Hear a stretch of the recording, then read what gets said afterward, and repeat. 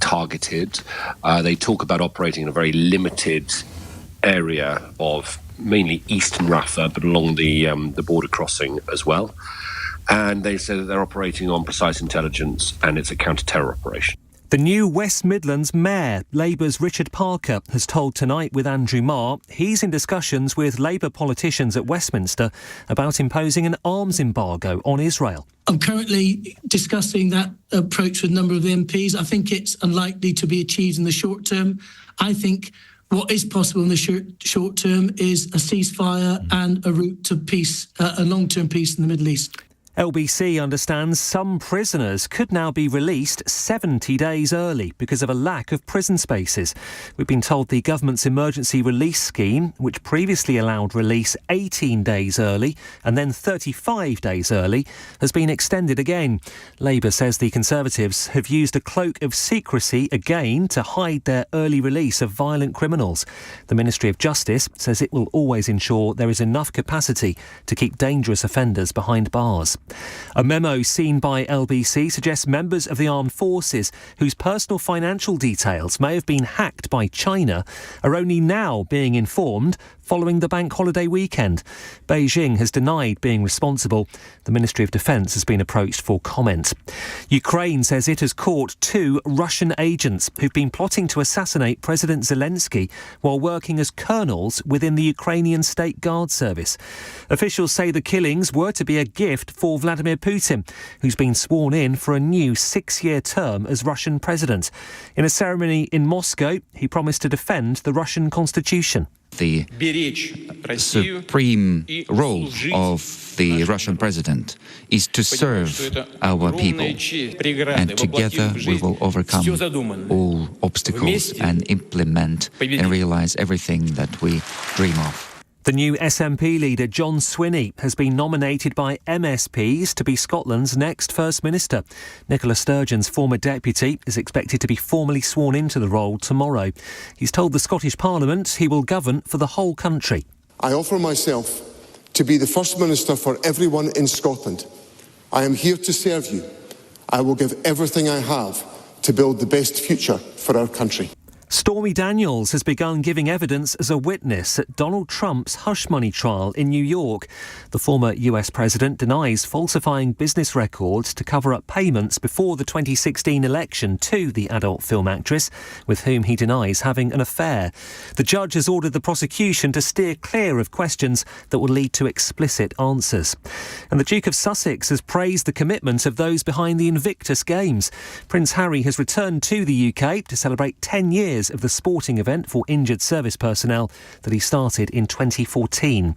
In the city, the FTSE 100 closed up 100 points at 83.13. The pound will buy you $1.25 and €1.16. LBC weather, mostly dry tonight with clear spells, a low of 4. Tomorrow will be dry, there'll be more sunny spells, but also outbreaks of rain and stronger winds for northwestern areas of the UK later, a high of 21. From Global's Newsroom for LBC, I'm John Stratford. This is LBC from Global, leading Britain's conversation with Iain Dale.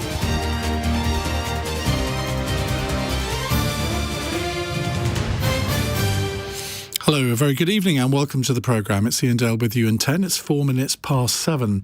Now, this is that time of the month when we have Rachel Reeves, the Shadow Chancellor, in with us for an hour to take your calls. And we're going to come to your calls in just a moment. But a plea from Tom, who says, please don't let Rachel Reeves get away with saying we can't say anything until we get in and see the books. It's simply not true. I have family in the civil service. All departments cooperate with the opposition in the run-up to an election, and Labour can absolutely see the books. That's true, isn't it, Rachel? I mean, you've got the OBR as well. They publish a lot of the statistics.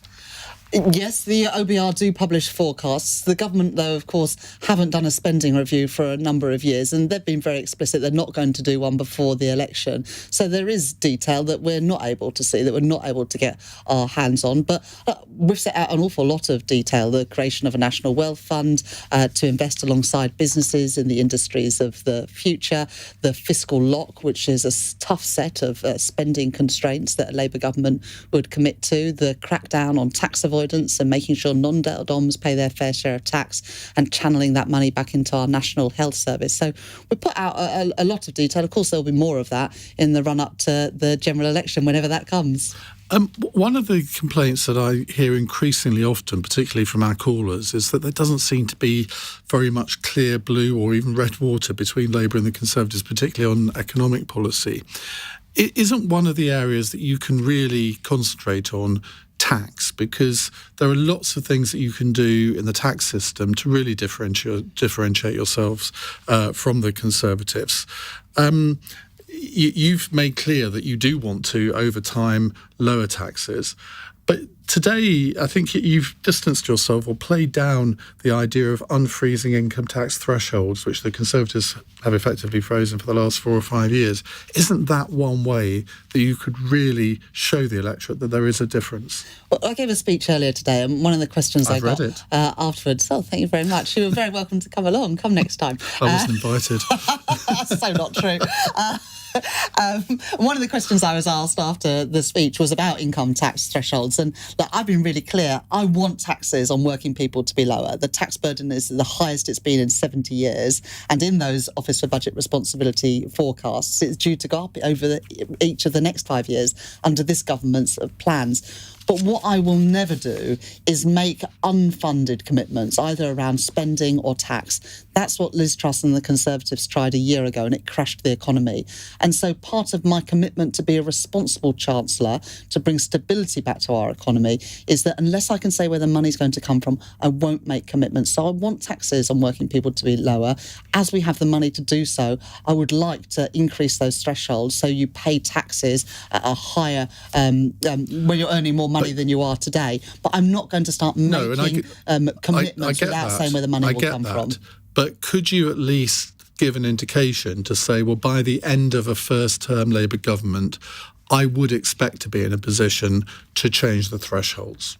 What I will say is that I want taxes to be lower on working people. Those are my instincts. That would be my priority. But I won't start making commitments and breaking promises, because I think people are sick of politicians making a load of promises and then breaking them. I won't be that sort of politician. I'll only make firm commitments when I know I've got the money to fund them. I think that's the right and responsible thing to do, and that's what you'll always get with me as Shadow Chancellor now, and as I hope as Chancellor of the Exchequer in the next Labour government. We'll come to calls in 1 second, but the Tories always throw at Labour that they spend more money than they've got. And the Tories are throwing that attack line at you now, that you'll be reckless with public finances, even though you've made a virtue out of being sort of the Iron Chancellor. Would you also do, as one former US presidential candidate once promised, and say the words, read my lips, no new taxes? Well, look, I have already said that if you're a non-dom, then you should pay your taxes here. So on non-doms, there will be taxes that there aren't today. I've also said that... The Tories have next year close on that, haven't they? Well, to a certain extent, apart from there's a couple of get-out clauses around both inheritance tax and also exemptions for the first year for non-doms, and we think we could raise substantially more than what the government has set out. But here's another one as well. The energy companies continue to make huge windfall profits on the back of higher oil and gas prices. And we've said that we would extend that windfall tax and channel that money into a national wealth fund to invest alongside business in some of the clean green energies of the future, to ensure that there's a strong future for the energy sector and people who work in the energy industry today. So I'm not going to say no new taxes, because if you're a non-dom, if you are one of the big energy companies making big profits, we will be asking you to pay no new taxes on working people? I want taxes on working people to be lower, not higher, but I won't make unfunded commitments. I think what I want people to know about me, if they know nothing else, is that I will never play fast and loose with the public finances, because when you do so, you end up playing fast and loose with family finances. With me, you've got somebody who you can trust to ensure that the numbers always add up. It does mean that sometimes I'm going to have to be able to say no, and I'm willing to do that, because the public finances always come first in me. My numbers. Which of your shadow cabinet colleagues are you most looking forward to saying no to? I think my shadow cabinet colleagues know that for many of them I've said no already on a few occasions, but I think they respect me for doing so. And I think that I hope that the country will respect me for doing so, because you can make a whole load of promises and people say, oh, I like that. And then they look at it in the round and they say it doesn't add up. And that was the problem that the Conservatives got into a year and a half ago. And as a result, people are now paying more on their mortgages, more on their loans, whether it's a family or a business. And I just won't do that. I won't make commitments unless I can say where the money comes message received. Let's go to Sam in Leeds. Sam, very good evening to you. What would you like to ask Rachel? Oh, hi, Rachel. I wanted to ask you Sam. about your Labour's stance on 0 hours contracts, which I believe you want to ban outright. So just to give you some context, I run a care company in Leeds. We do domiciliary care and supported living. About half of our staff, so that's about 40 staff, so 20 are on permanent contracts and 20 are on 0 hours contracts. Now, I offered all our staff permanent contracts, and only one out of that 20 took up that offer.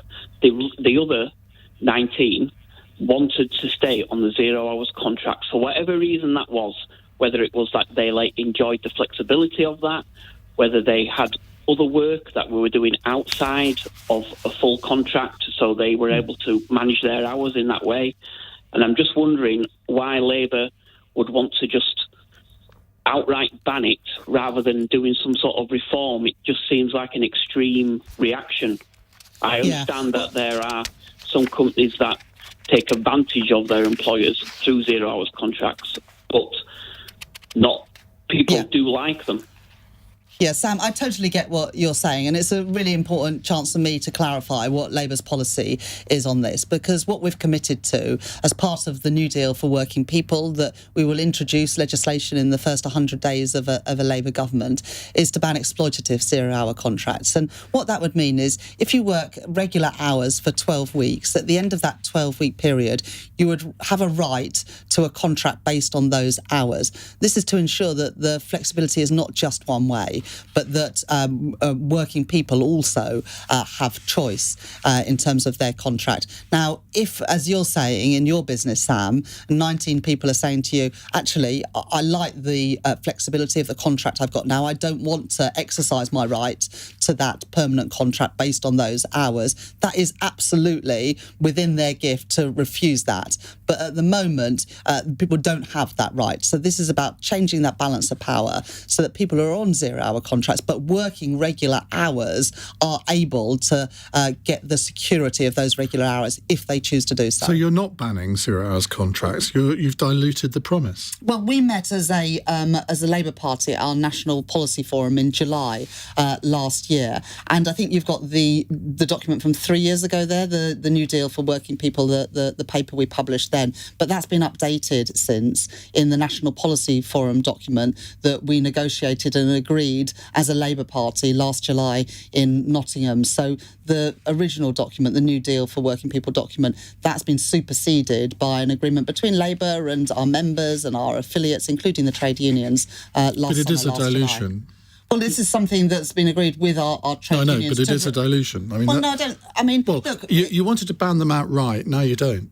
Well, we recognise that for some people that flexibility is beneficial. What we want to do is shift the balance of power, and this is something that we've worked with colleagues in the trade unions as well as colleagues in business to set out. But what this would mean is that for the hundreds of thousands of people who are today on 0 hour contracts, not in Sam's company because he's offered them those contracts, but for other people who have to sit at the end of the phone every morning and wait to find out whether they've got hours that day or that week, that sort of exploitation will end. And that's what Labour's New Deal for Working People is about seeking to do. But don't you think there'll be those who feel pressured to consent to a 0 hours contract, which would make the ban effectively meaningless? Well, then they would have recourse to an industrial tribunal, for example. So this is about shifting the balance of power, but not just on 0 hour contracts, also on the use of fire and rehire, where workers have to take on lower terms and conditions or lower pay or face being fired. And that's been used by some companies in recent past, including by by P&O, very sadly, and we would end that practice as well. And there's a number of other things that are all part of that new deal for working people that we're absolutely committed to. It's part of our growth plan because we know that workers who have that security are more productive, are more able to move jobs, to take on new work. And it's an important part, not just about fairness, but also building that stronger economy that we want to see. And are you still committed to legislating on this new deal in the first 100 days? Yes, so we will bring forward legislation in the first 100 days of a Labour government. Of course, we would you might think you've gone soft on that commitment. Well, look, Angela, me, Keir have all been really clear. We will bring forward that legislation in the first 100 days of a Labour government. Of course, businesses, including SAMs in a whole range of sectors, will be able to be consulted on how we implement those policies. But we have committed to that first 100 days bringing forward that legislation. Sam, are you reassured? The way Rachel just described it sounds much better than a total outright ban. So I am somewhat reassured, yes, because it would have been... It's good to talk to you, Sam. And I should have said, you're a Leeds-based You're the company, other side, though. Richard Bergen is his MP. Well, it's all one city. So it's really great to talk to someone from Leeds this evening, Sam. OK, Sam, thank you very much indeed for your call. We'll come to more of your calls in just a few moments' time. It's 16 minutes past 7. This is LBC.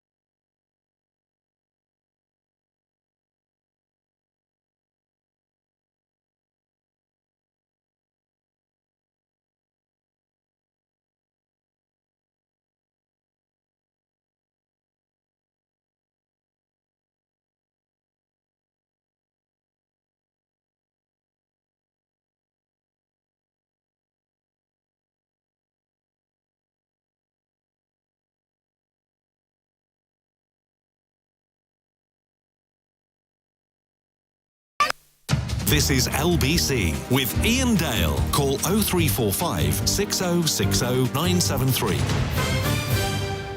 18 minutes past 7. Rachel Reeves, the Shadow Chancellor, is with us. I should have mentioned earlier, you can watch us on Global Player as well as the LBC YouTube channel. Right, let's go to Alice in Manchester. Alice, hi, what would you like to ask? Hi Rachel. Hi, Alice. Hiya. It's a question about national insurance because I know the Chancellor's cut it, but he's cut the lower rate and the upper rate's still lower than the lower rate, so that makes sense. It's quite a regressive tax. And I was wondering if you would consider flipping that to make it more progressive to help lower earners. Well, thanks very much for your question, Alice. We haven't got plans to change how the national insurance system works. It is different from general taxation because money from national insurance goes into the National Insurance Fund, and the majority of the National Insurance Fund pays out the basic state pensions. So the idea is that you're paying into a pot that then pays you back in retirement. So it is different from income tax, which is a more progressive tax because it's designed to do a different thing. It's a collective insurance scheme to ensure that when you need it, particularly in retirement, the welfare state is there for you.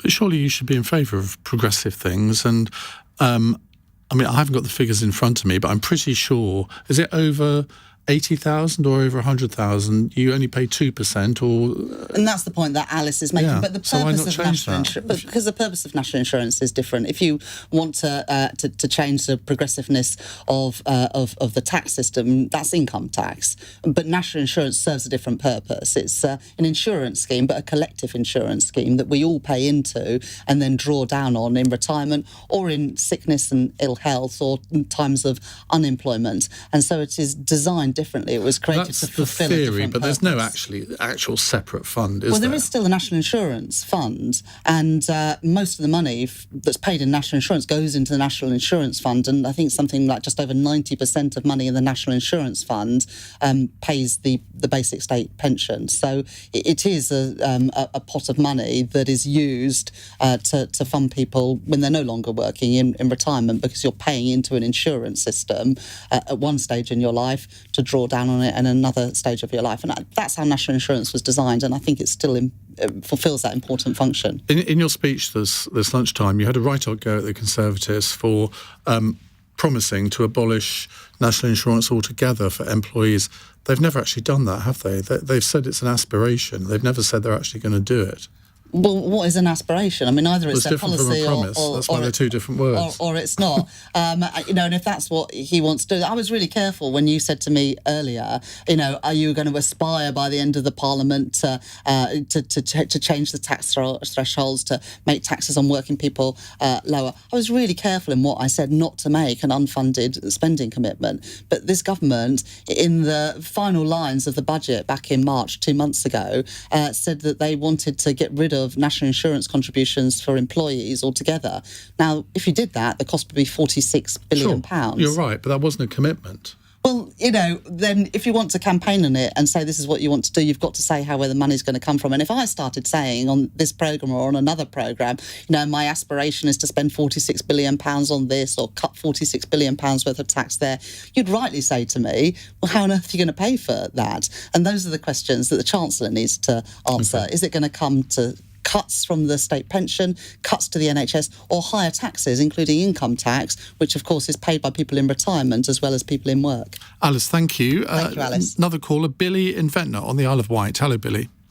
Hi, evening, Ian, and evening, Rachel. Pleasure to talk to you both. Hi, Billy. I want to know about pensions, specifically to do with getting on the property ladder, because I, as a young person, am terribly struggling to get onto it, Rachel, and I want to know whether if you get into power, will you enable young people like myself to draw from my pension pot, which is generally far easier to put money into because of the tax relief, in order to pay for a deposit on a first-time house. How old are you, Billy? I'm 27. And you've already built up a pension pot. Well done you, is all I can say.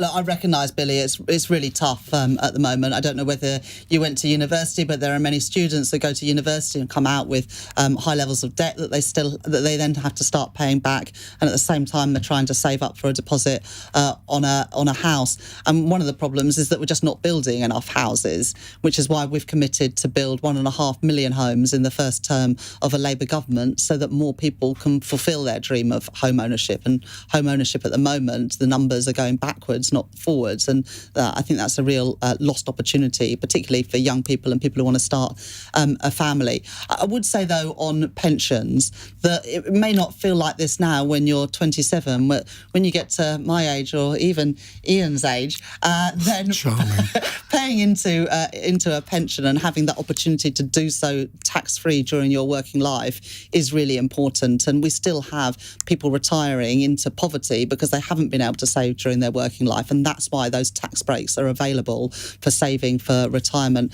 And I would be very cautious about saying that people can draw down that money early, because then you're building up a time bomb for later on. So that's why my priority to help people onto the housing ladder is all about building more homes, and also giving first dibs to local people and first-time buyers when new homes become available by reforms to the planning system. But they've actually got to have the deposit. Because, I mean, they can probably afford the mortgage even with interest rates high because the rents are so high at the moment.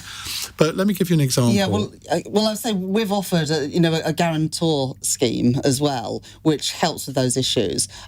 Because I know that there are a lot of people that are paying rent, which is actually higher than the mortgage they're going to be paying, and lenders should be able to look at the affordability.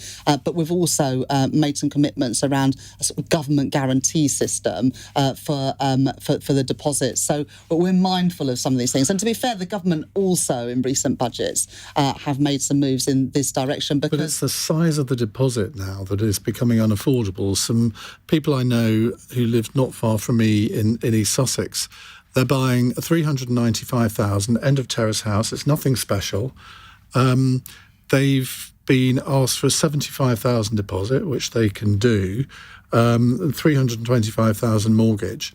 But the mortgage company want a guarantee of £180,000 joint income. Now, I don't know many people that have got that kind of joint income. So even when you get to the point where the mortgage offer is there, you're scuppered because of some of the terms. And there aren't, as I say, there aren't many people who could afford that kind of commitment each month. What can you do to help them? Because, I mean, on the Isle of Wight, I'm sure this house probably wouldn't be as expensive as that. But there's still this barrier of the initial deposit. Yes, so I think there's a number of things. So, first of all, I think that some form of government guarantee scheme around the deposit is really important. Encouraging lenders to look more about affordability. So if you can afford and you've got a history of paying rent for a number of years, you show that you can afford the mortgage payments. And so taking that into account as part of the tests, I hope will help people like Billy on the Isle of Wight, but also many, many others who are struggling to realise that dream of home ownership. And Billy, it sounds like you're trying to do the right things and put aside money both for buying a home of your own and to save for retirement. I know it's tough, but I hope that your dream pays off. Tim in Harrow's got a follow-up text. Can you confirm there will be no means testing of the state pension and no prospect of raising the state pension age either? Well, look, Keir set out the other day our commitment to the triple lock for pensions, and we've got no plans to means test it. In fact, that's one of our accusations on this government, that if they're going to get rid of national insurance contributions, what does that mean for the basic state pension?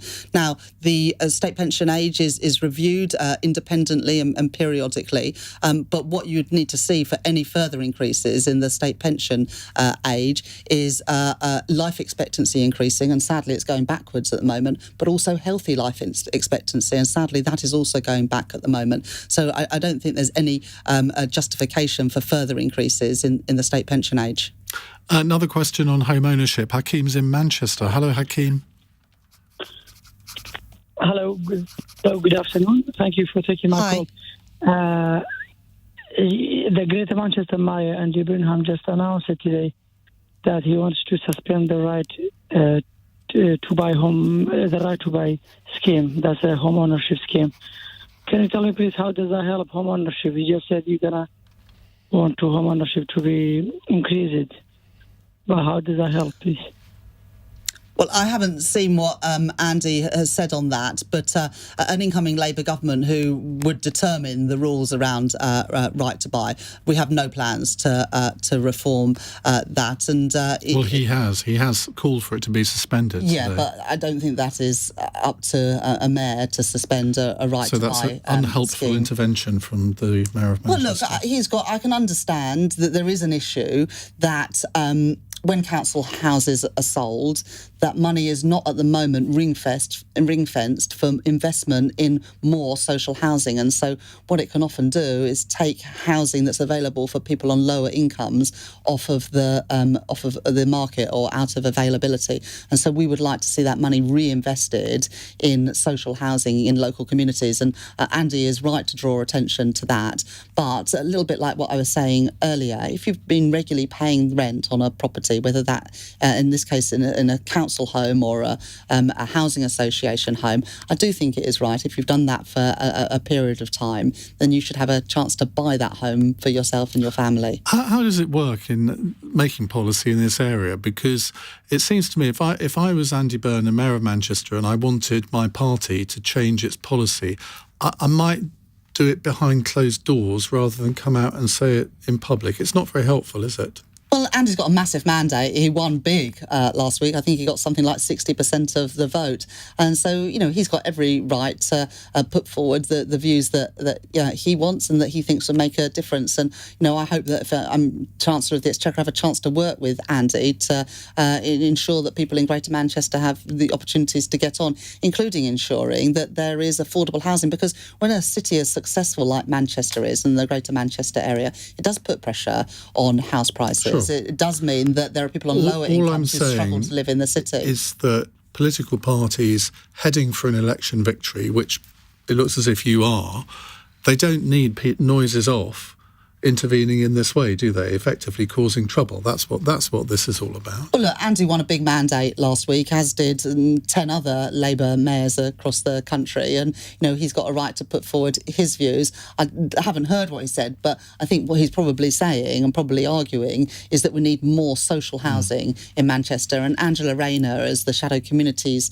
Secretary, who would be responsible for housing, has also made the argument loud and clear that we want more housing built, and that has got to include affordable and social housing for people who currently are locked out of having a home of their own. I shall, of course, resist any inclination to make an Angela Rayner housing joke, because it would be totally inappropriate, wouldn't it?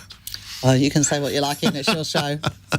Right, we'll take more of your calls in a moment. To Rachel Reeves, the Shadow Chancellor. It's 7:31 on LBC News Headlines with John Stratford. New Labour West Midlands Mayor Richard Parker has told LBC he's in discussions with the party's MPs at Westminster about imposing an arms embargo on Israel. UN agencies say aid deliveries into southern Gaza have almost completely stopped after Israel took control of 2 key crossings with Egypt. LBC understands the government has extended its early release scheme for prisoners for a second time due to a lack of prison capacity. We've been told some offenders could now be let out 70 days early. Previously, the limit was 18 days, which was pushed to 35 days earlier this year. Ukraine says it's foiled a plot to assassinate President Zelensky. Officials say 2 Russian agents have been caught working as colonels within the Ukrainian State Guard Service. LBC weather, mostly dry tonight with clear spells. Tomorrow will be dry with more sunny spells. There'll be outbreaks of rain and stronger winds for northwestern areas of the UK later. A high of 21. This is LBC.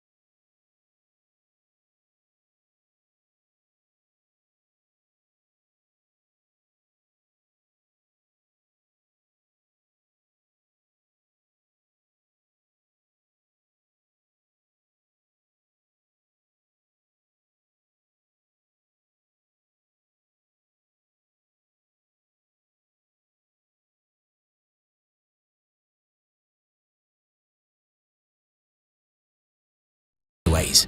Leading Britain's conversation. Iain Dale. Tweet at LBC. 7:34 on LBC. Rachel Reeves, the Shadow Chancellor, is here. You can watch us on Global Player or the LBC YouTube channel.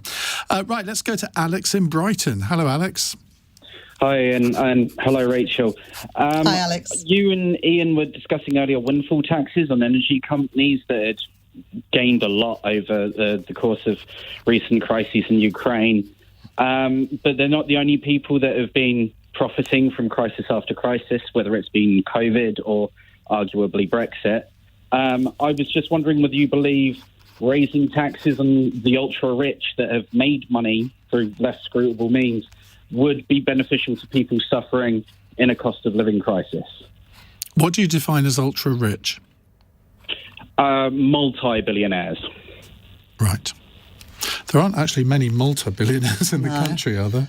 No, but I understand what you're saying, Alex, and the cost of living crisis has been acute for many people. The best thing that we can do is to start to grow the economy again and ensure that there are more jobs paying decent wages, including the New Deal for working people that will offer greater security for people in work. Now, you pointed to the windfall tax and how we would raise more money from the huge profits that the energy giants are making, but also my commitment to ensure that non-DOMs pay their fair share of tax in the UK and using that money to invest in our National Health Service.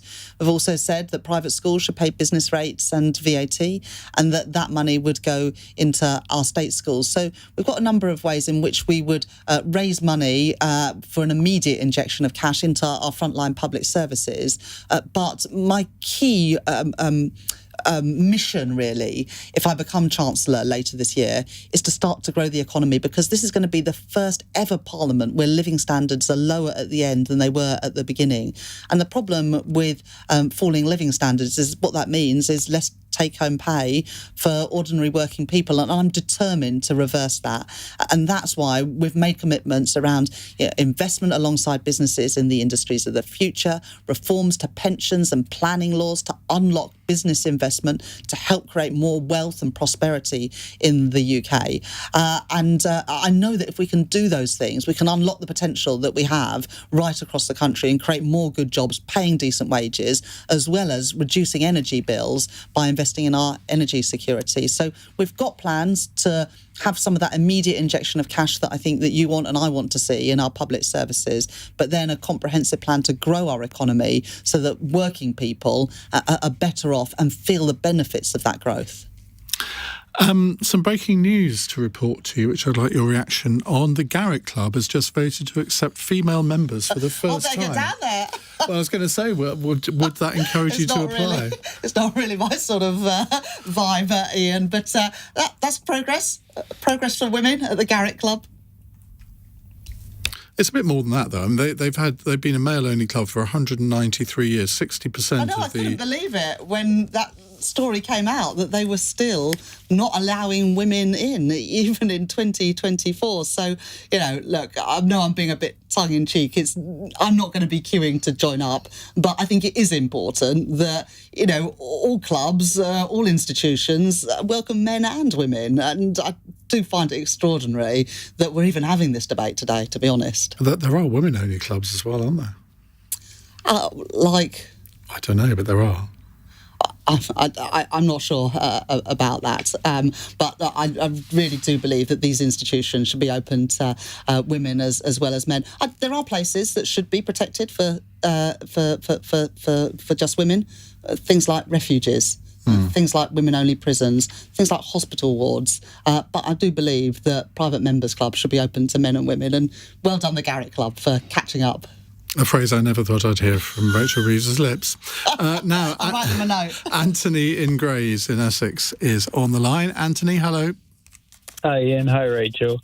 I've just got a question about the taxes for working people. You talk about what are actually working people. What would you class as a working person?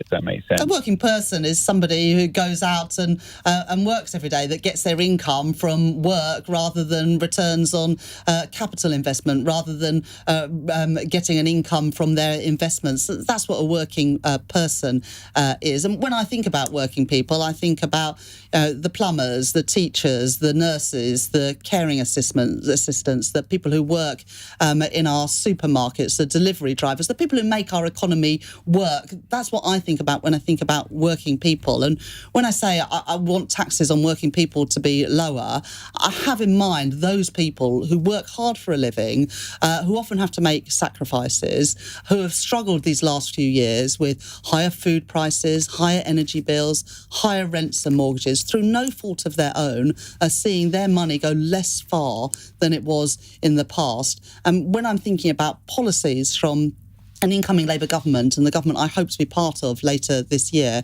in my mind is those people and how we can make life a little bit easier for them. So okay, what Anthony. about... Oh, go on. Sorry.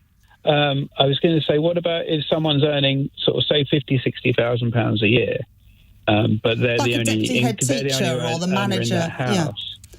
So they're the only earner in that house, and they've got to support their mortgage and their family on that money. Would they get a tax cut, or would their tax be going upwards?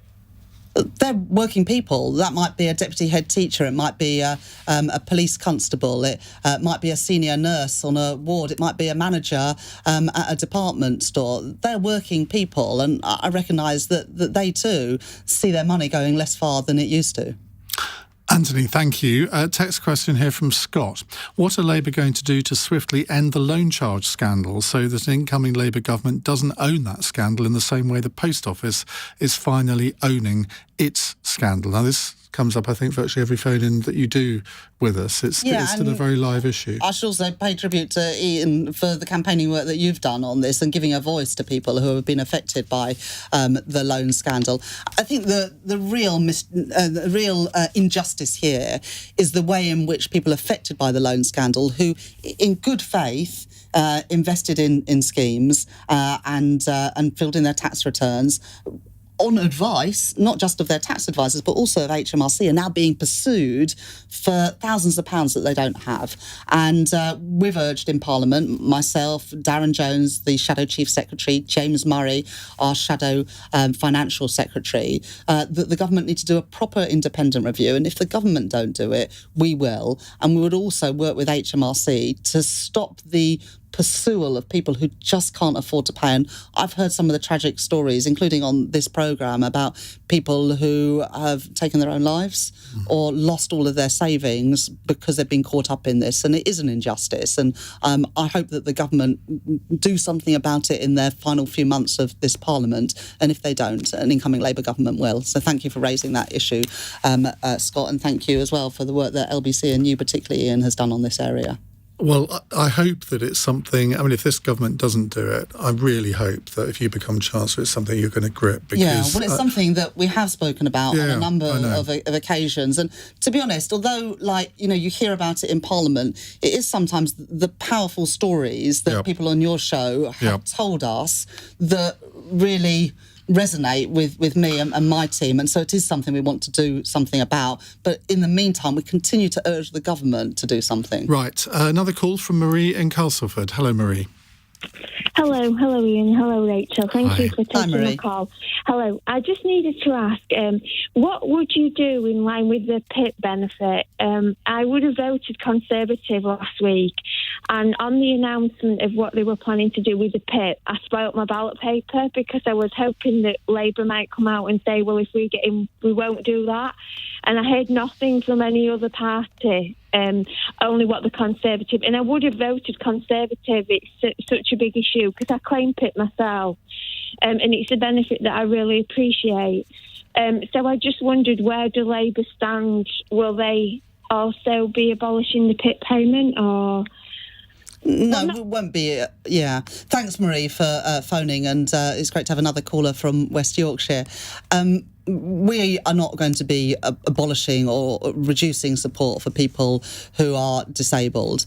I think what is important is that everybody who can work does work. but people often need support to work.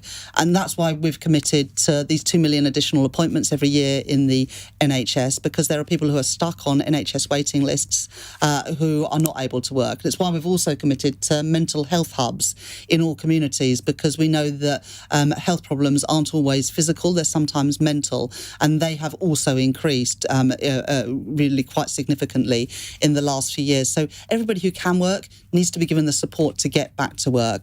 But people who need that extra support to help them with their disability, like you, Marie, should be entitled and will be entitled to that support under a Labour government. OK, Marie, thank you very much. Let's talk a little bit about the local elections. Very, very good results for Labour almost across the country, which is what you need, really, not just sort of pockets of good support, but slightly marred by some of the results maybe in the northwest, where I think Gaza has had a depressing effect on some of the Labour vote. We saw that certainly in Oldham, but one or two other places as well. Now, apparently Labour is suggesting that you're going to look for a big foreign policy offer over Palestine ahead of the election. What might that look like? Well, I mean, David Lammy is obviously our shadow foreign secretary, but look, everybody who is seeing the scenes unfold in Gaza, particularly in the last few days with what's happening in Rafah and the blocking of that crossing, Labour have been calling for the Israeli government to show some restraint, to keep that Rafah crossing open, to not displace the 1 million people who are living in Rafah today, many who have already been displaced on multiple occasions. There are children and women who are suffering with what is, malnutrition in Gaza, and they desperately need aid and support. But there are people coming up with some ideas on what this might look like. The new West Midlands Mayor, Richard Parker, told Andrew Marr he's been talking to Labour MPs about the possibility of calling for an arms embargo, which is not Labour policy. Is this another mayor causing trouble, or does he have a point? Well, I think what also Richard said is that we need a ceasefire now in Israel and Gaza, and that means the release of the hostages that are still being held in tunnels under Gaza, and it also means an end to the bombardment by Israel into Gaza and the unimpeded movement of aid into Gaza. So an immediate ceasefire is absolutely essential now.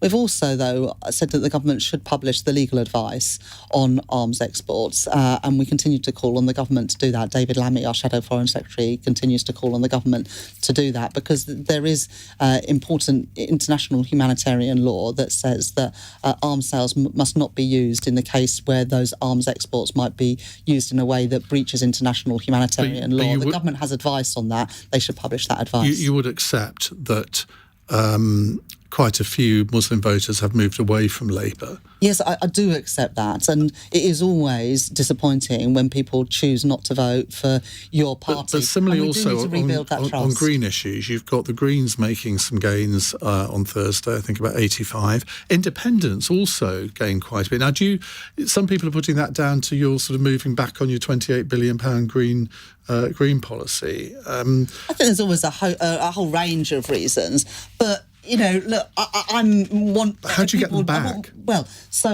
Particularly on the issues around Gaza, we do want to rebuild relations, which we know are frayed with the Muslim community, and that's important work that we will be undertaking, led by Keir Starmer and David Lammy.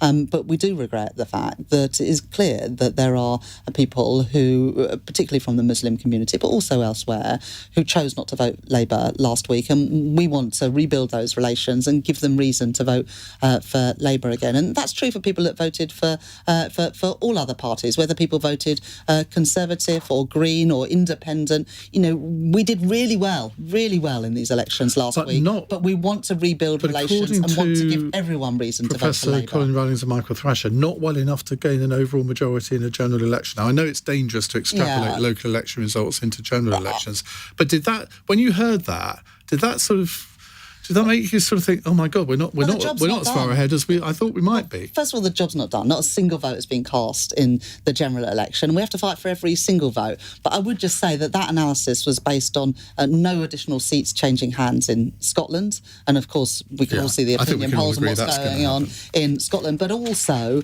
it didn't look at the places that Labour was winning. Places like Redditch, I know that you know that well because of your relationship with I've never Jackie been Smith. there, Your Honour. But also winning in Thurrock, in Milton Keynes, in Rushmore, the home of the British Army, in Hartlepool, where we suffered a terrible by-election defeat just 3 short years ago. So we're winning back supporters in the places that we need to win the next general election, but we're not complacent. We're fighting for every vote. And for people who didn't vote Labour last week, we want to continue to reach out to them and encourage them to put their trust in Keir and me and Angela at the next general election and our whole Labour team. We haven't got a funny question for you at the end, but we've got to correct you apparently on something you said in the last time you were here when you said that Lemonade was your favourite Beyoncé song. Lots of people wrote in to tell us it's not a song, but it's an album. Oh, I'm ever so sorry. So I could quiz you on Taylor Swift now, but seeing as I know nothing about Crazy her, I won't. in Love or some of the Destiny Child. Oh no, it's too late. You can't rescue yourself now. Rachel, always good to talk to you. Thank you very much indeed for talking to our callers over the course of the next hour. We'll have you back when it's summer in June, I hope. Well, let's hope we get some sunshine soon. It's been good today, showing about the bank holiday weekend. And thank you for all your calls. I think we've had more calls on this phone in than any other one, so you can kind of tell there's an election in the offing. Don't forget, cross question at 10. We've got a great panel for you, including Andy MacDonald, the Labour MP, and the Conservative MP, Alicia Cairns. Joe Twyman, the pollster, will be with us too. It's 10 to 8 on LBC.